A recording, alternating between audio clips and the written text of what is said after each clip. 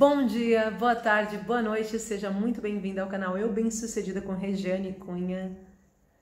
Hoje eu queria estar falando de um tema especial, bastante especial, porque muitas das mulheres que me seguem estão aqui dentro dessa condição. Gi, sou divorciada, não encontro sentido na minha vida, não consigo reestruturar a minha vida. Esse é um dos temas que eu gostaria de estar falando hoje. Para as mulheres que são divorciadas, como que elas conseguem, então, encontrar um outro significado na sua vida? Sim, um significado, não um significante, mas encontrar um significado, uma coisa que faça com que elas sintam vontade de viver. Quais são os principais desafios, na verdade, de uma mulher divorciada, recém-divorciada ou divorciada há algum tempo? Muitos dos relacionamentos, eles são traumáticos, eles tiram muito da gente. A gente passa determinado tempo com aquele relacionamento e nós humanos não fomos ensinados em momento nenhum, assim como nós não aprendemos a andar porque alguém nos ensina, aquilo é um ato instintivo que vai subindo, as pessoas entendem que o relacionamento também é algo instintivo que a gente vai aprendendo. Veja bem, em fase nenhuma da sua vida vai ter alguém que vai parar e vai dizer assim, olha, o relacionamento devia ser assim, assim, assado, a cartilha A mais B. Você vai simplesmente se basear no relacionamento dos seus pais, ou dos seus amigos, ou dos seus vizinhos, e vai começar a entender. Por exemplo, na escola, as crianças começam a dizer, é minha namorada, porque veem pares, amizades, similaridades. Elas veem os pais juntos e elas pensam que se elas tiverem alguém, normalmente do sexo oposto, né, porque elas vão ver em casa o sexo oposto, elas vão se sentir similar.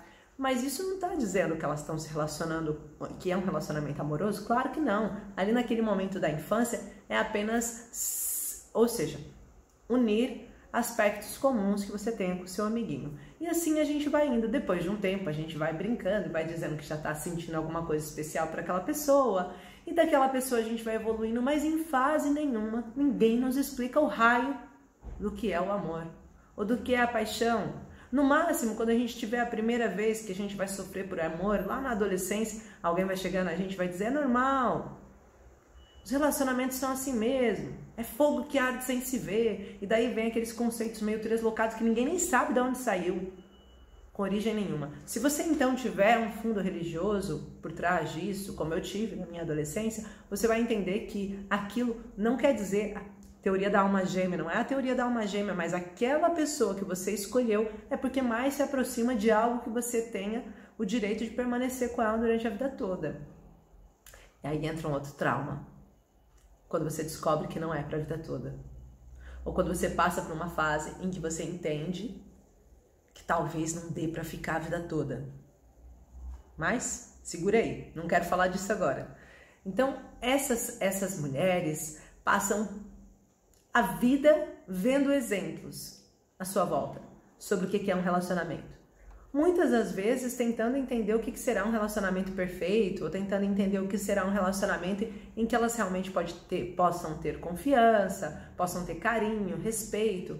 Se você perguntar para uma mulher hoje, se você virar e falar assim, o que é um relacionamento perfeito para você? Ui, a gente tem pano para falar. A gente vai escolher que seja um homem, olha só, a gente vai falar sobre qualidades. O homem fala sobre aspecto físico, a mulher não, a mulher vai falar sobre qualidades. Que seja um homem íntegro ou uma mulher íntegra, né? Normalmente a gente tá falando sobre o sexo oposto, mas isso também pode acontecer no mesmo sexo, né?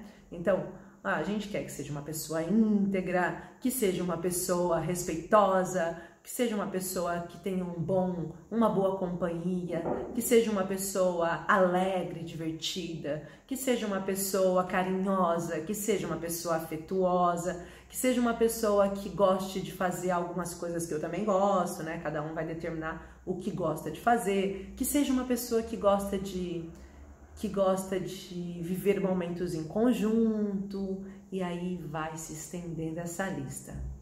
Dificilmente a mulher vai ir para o aspecto, que seja um homem alto, assim, que tem uma barba tal, não quero uma barba muito grossa, eu quero um cabelo assim mais preenchido, não gosto de homem de cabelo ralo, eu quero que tenha uns pés bonitos, eu não gosto daquelas unhas encravadas em pé de homem. Gi, também não gosto muito de homem com peito cabeludo, pelo amor de Deus, morro, não gosto. Também não gosto de homem assim sem pelo nas pernas. Se não tiver pelo nas pernas, eu não quero. Então, cada um vai escolher uma coisa, mas nós mulheres não vamos muito para o aspecto físico, não. Nós podemos dizer o que mais nos agrada, mas aquilo não é um condicionante determinante, não. Não é algo que ou é assim ou não é. E de repente é assim. A gente escolhe um homem, eu gosto de homem com os olhos escuros, com a barba escura, com os cílios grossos e grandes. Eu gosto de homem que se expressa bem, que fala bem, que tem um porte atlético. Aí de repente vai dizer com quem tá casada. E aí, um ano depois, essas amigas se encontram e dizem: você já casou? Casei. Aí apresenta, não tem nada a ver com a pessoa que ela descrevia antes. Por quê? Porque nós não consideramos muito o pacote, nós queremos mesmo é o conteúdo. É o que tem lá dentro que nos apaixona. É as pequenas singularidades, as pequenas ações, isso que nos impulsiona. Então, quando um homem entende isso e não deixa morrer esse lado, ele tem uma mulher ali, companheira durante muito tempo. Só que o nosso nível de exigência feminino é muito alto.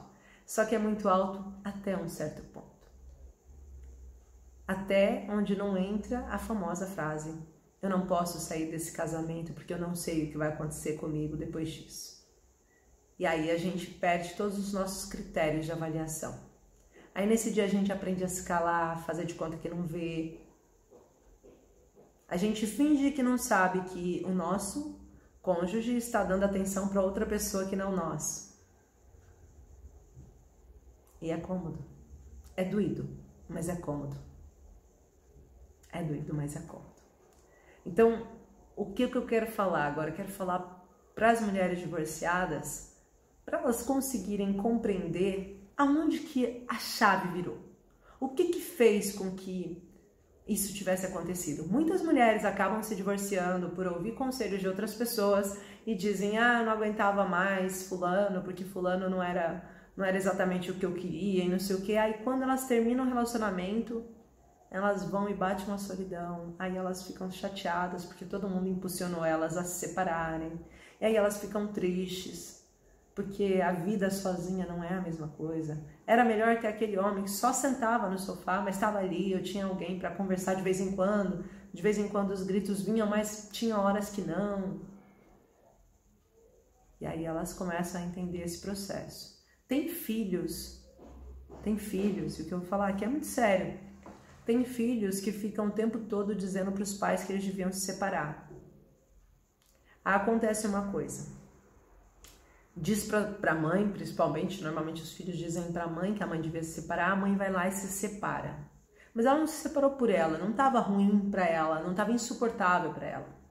Tá, o pai estava tratando ela com um jeito diferenciado, estava talvez sendo ríspido, podia estar sendo ríspido, mas isso eles deviam conversar entre eles e não os filhos determinarem. Porque senão o próximo passo vai ser os filhos pegam uma idade de ir para a faculdade, de casar, de ter um relacionamento. E quem é que fica sozinha na casa? A mãe. Aí fica sozinha. Aí os filhos estão fora. Aí ela começa a perder o sentido da vida. E por que ela perde o sentido da vida? Porque naquele momento ela não tem mais alguém para conversar. Os filhos ligam de vez em quando. E daí ela começa a pensar: poxa, por quê, né? Por que eu deixei que isso acontecesse? E os filhos, eles não vão lembrar e vão dizer na sua cara: mas você você se separou dele porque você quis. Eles não vão lembrar que eles influenciaram. Então é muito importante que as mulheres saibam exatamente o porquê que elas se divorciaram. Porque isso vai mudar todo o estado. E por que eu contei isso? Porque isso vai mudar todo o estado atual da vida delas. Quando elas conseguem perceber exatamente o que aconteceu, bem, se foi porque estava tendo maus tratos, isola, esquece esse homem, esquece esse homem. Por mais que você tenha perdido na sua vida, você está ganhando muito mais agora. É difícil recomeçar? É difícil. É terrível recomeçar? É terrível. É terrível. Eu não vou mentir que seja difícil, não. Eu me divorciei e sei bem o que foi. As suas finanças ficam abaladas, a sua integridade fica abalada, a sua idoneidade fica abalada, as pessoas começam a te julgar, as pessoas acham que têm direito a meter o bedelho, a falar realmente o que pensam, como pensam, para você. As pessoas acham que você precisa de alguém que dê conselhos. Ninguém vem pagar suas contas, mas vem falar. Depois começam a comparar se ele tá melhor sem você ou com você. Depois de ter tudo acontecido, ainda vão dizer você devia voltar com fulano. Ou você, ai, que bom que você terminou. E você está sentindo uma dor ali dentro. Né? O primeiro processo é doloroso. De partilha de bens é terrível. Quando não tem bens também é terrível. Se tiver filhos é doído. O filho vira uma guerra entre o casal, a maior parte das vezes, nos divórcios. Aí metade do tempo não fala com a mãe, metade do tempo não fala com o pai, e ninguém se entende. Começa a ter os problemas de pagamento de pensão, se forem mais novos. Então não tem como dizer que o processo do divórcio seja bom. Não é. Não é bom. Não é bom porque você está tendo que se acostumar e de vez em quando vai te dar uma crise, um desespero que você fala, meu Deus, eu devia ter ficado do jeito que estava. Já tinha aguentado tanto tempo, mas valia. Esperava morrer aquele filho da... né? Entendeu? Então todas essas questões são levantadas quando você é uma mulher divorciada. Reestruturação financeira é dificílimo. Tanto que dentro do curso eu ajudo as mulheres a reestruturarem-se financeiramente de propósito, porque eu sei que tem muitas mulheres que são divorciadas e que passam por crises financeiras terríveis. Eu tenho uma aluna minha que ela estava com muita dificuldade de sair de um relacionamento em que a traição era evidente, inclusive era com a vizinha, porque simplesmente era o marido que pagava tudo na casa. O salário dela era tão pequeno que não daria para ela pagar as coisas. E ela tinha que se submeter a isso. Então, e não é um caso único não, também tive uma seguidora um tempo depois que me falou uma coisa muito parecida. Então é uma coisa muito difícil, né? E aí, o que você faz? O que você pode fazer quando você é divorciada? Porque não é só falar das coisas ruins, é falar o que você pode fazer. A primeira coisa é identificar o motivo que fez você estar aqui, nessa situação. O que fez com que o seu casamento terminasse? Se foi você que quis ou se foi ele que quis e agora você está sozinho. Porque se foi ele que quis, ainda mais difícil será. Porque provavelmente você tinha algum relacionamento, um sentimento com ele ainda. Depois de você identificar quem foi que quis separar, é mais fácil você entender como fazer para seguir. Então eu vou dar 2 casos diferentes. Se no teu caso, o que te fez separar foi o seu homem que não quis mais ou a sua mulher que não quis mais, a primeira coisa que você deve entender é que o tempo em que vocês passaram em conjunto teve sim momentos bons e teve sim momentos maus, como em todo relacionamento. Mas neste momento você precisa aprender a seguir, a não ficar todos os dias lamentando por ele ter decidido seguir em caminho diferente. Não se culpe. Não pense que você tem algum problema. Você não tem problema nenhum. Simplesmente ele decidiu seguir sem você. Ele também não teve problema nenhum, tá? É bom, importante falar isso. Foi uma opção dele. Que bom que tem um livre-arbítrio. Seria muito ruim se vocês ficassem e ele sem vontade nenhuma de estar consigo e passasse anos e anos e anos para ele te dizer isso na sua frente. Porque você ia sentir que você perdeu tempo. Então, por mais doído que seja, quando você olha que ele decidiu sair, você percebe que você já não podia ser feita feliz, porque isso é verdade. Ele não estava preocupado com você. E você, nesse momento, não estava preocupada com ele, mas também não estava preocupada com você. Ou seja, esse barco não tinha ninguém preocupada consigo. Esse barco estava prestes a afundar. Então, foi muito melhor sair. Compreenda isso. Em qualquer relacionamento que nós tenhamos, é preciso que você seja o foco de você mesmo. E é por falta de amor? É por egoísmo? Não, pelo contrário. É porque foi assim. Geneticamente foi assim a história constituída. Nós nascemos sozinhos e seguimos a nossa jornada sozinhos, independente de quem morre, independente de quem fica, independente de quem sai no nosso caminho. Nossa jornada é seguida sozinha, do início ao fim. Passam pessoas pela nossa vida. Passam pessoas pela nossa vida. Lembre disso, passam pessoas pela nossa vida. Você também passa pela vida de pessoas.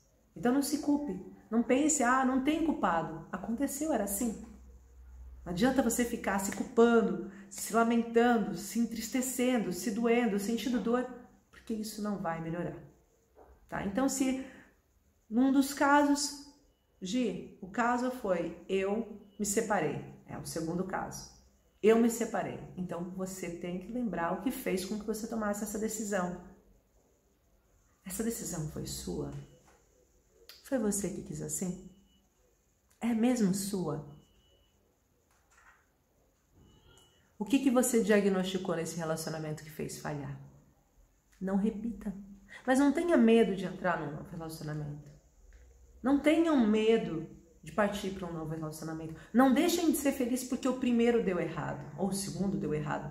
Gente, eu gosto de falar de uma coisa muito importante, as falsas crenças, que é, olha para trás e veja, deu errado uma, duas vezes e vocês estão achando que sempre vai dar errado, que tudo vai dar errado, baseado no quê? Dá errado para todo mundo? O relacionamento é ruim para toda a gente? Não. Então sai desse lugar. Não fique nesse lugar que vai dar ruim, que é errado, que esse relacionamento está fadado ao fracasso e agora eu já não quero mais homem nenhum na minha vida, eu não quero mais ninguém, vou ficar sozinha. Você está bem sozinha? É isso que você quer? É mesmo isso que você quer? Porque se não é isso, não fica se enganando. Não tem problema nenhum você começar um novo relacionamento. Ah, Gi, mas eu já não confio em ninguém. Gente, vão ficar com essa desculpa? Deixando de ser feliz por conta de uma desculpa? Não tem problema. Ah, mas a minha idade já ninguém encontra um novo amor. Ah, quem disse isso?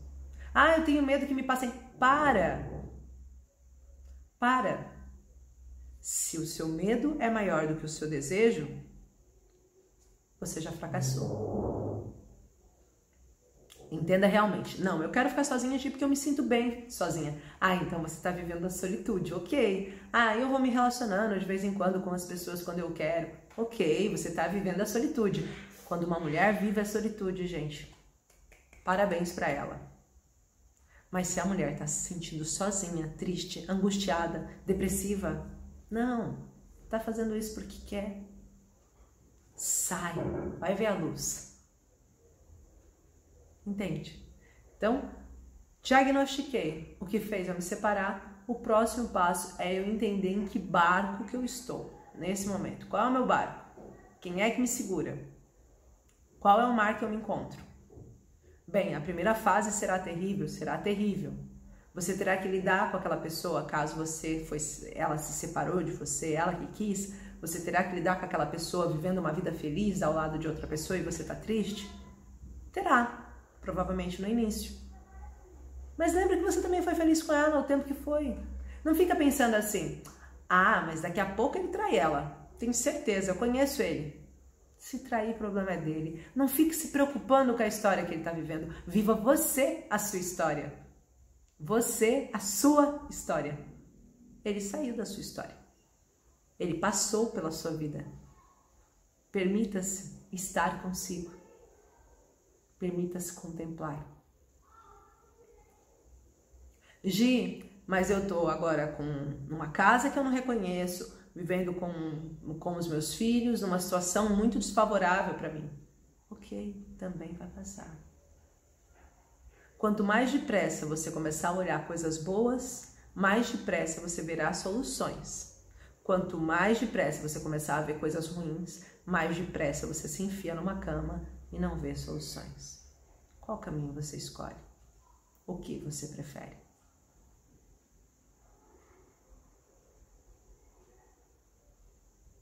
De certeza absoluta que você, mulherão, sabe do que eu tô falando. Escolha olhar as coisas boas da vida.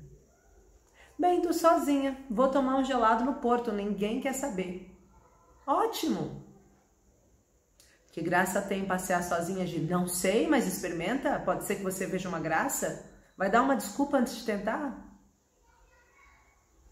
Que graça tem morar sozinha? Não sei, mas experimenta. Dança, liga a música alta. Vai ter dias que você vai chorar? Vai. Eu lembro muito de chorar ao ponto do meu cão vir e ficar lambendo o meu olho. E eu e ele ficava olhando para mim com uma carinha triste. Tinha dias que eu chorava. Tinha dias que eu dizia, meu Deus, aonde que eu me enfiei? E agora?